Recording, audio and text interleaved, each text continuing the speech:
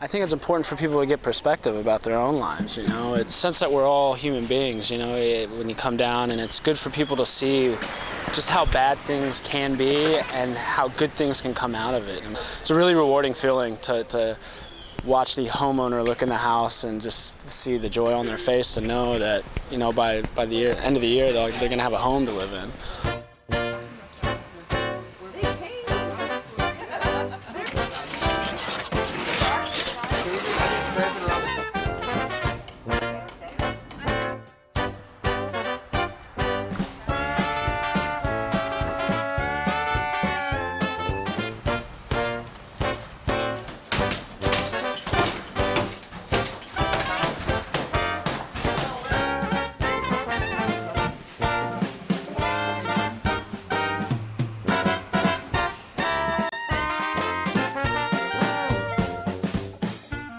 Not only is Rebuilding Together a program of the Preservation Resource Center, we're also a local affiliate of a national nonprofit called Rebuilding Together, and there are over 200 affiliates across the country.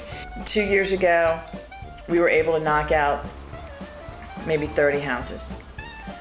Last year, about 60. This year, by the end of December, we'll have 98 houses completed. Next year, if we can continue with our funding sources and where we're going and our income producing sources, we should be able to max 150 to 200. Nobody else are doing those kinds of numbers per year. My name is Brad Spencer. I'm a construction manager for Rebuilding Together. I work in this neighborhood, which is the Broadmoor neighborhood. I'm also a resident of this neighborhood, so it's interesting because I get to rebuild all the houses that are right around me. My role is basically as a general contractor for these projects. Basically the only difference is that I incorporate volunteer labor to cut down the costs. If you look around, there's still pickup trucks all over the place, there's trees down, there's roofs coming off. There's a lot of people in this neighborhood that still need help. My name is John. I'm from New Jersey. I've been working with RT for about a month now on this house on Louisiana Avenue Parkway. I am a house captain with RT. We're doing basically leading volunteers through projects such as this interior paint job we're doing today. My job is to make the volunteers as productive as I possibly can in doing painting or flooring or cabinets or whatever the job for that day is. This project is for Miss May Weatherspoon. She lives out front right now in the trailer just to the right of the house. She's been there for approximately 3 years with her daughter and her granddaughter. The past 2 days we've been priming and painting this house with a team of Rebuilding Together national staff. We've gotten the entire house primed. We've gone through over 30 gallons of primer. Right now we're doing the top coats of paint on the second floor. We're hoping to complete that entire floor today. Once we get the electric and the plumbing work done, we should have them in here in the next couple of weeks. We had over 6,000 volunteers in the month of October alone.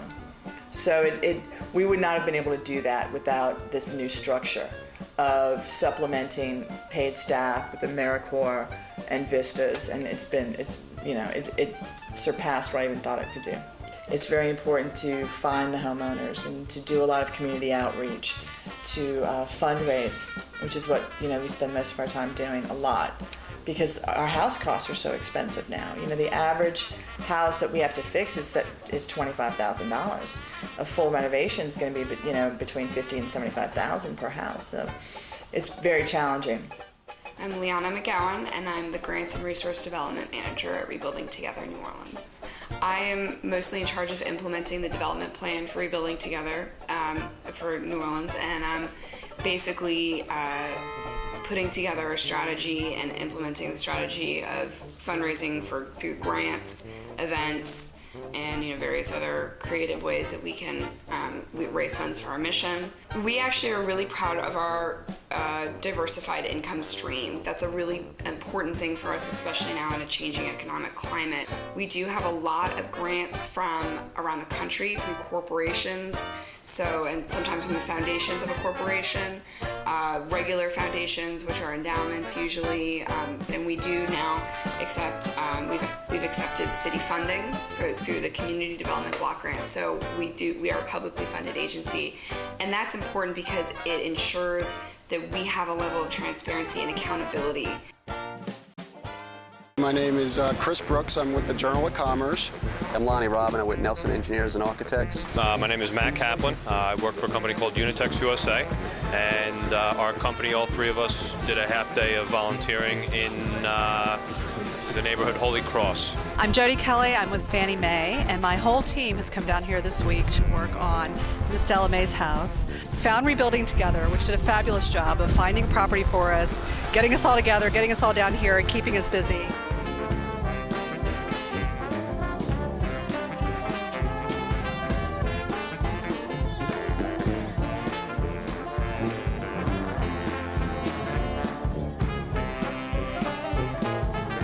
So it's a wonderful thing to do. We're thrilled that we get to do it.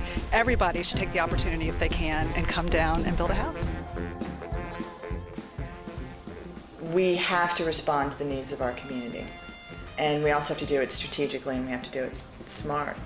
And I think we're doing that right now. I think we have a perfect system as far as what guides us as our mission, as far as having an AmeriCorps component to the program. You know, working with staff, that we have our field operations, we have construction managers that are set in each neighborhood, in each community, that we have a selective salvage yard, and if we go to deconstruction, we actually have a material stream of doors, windows, mantles that we can put into our rebuilds.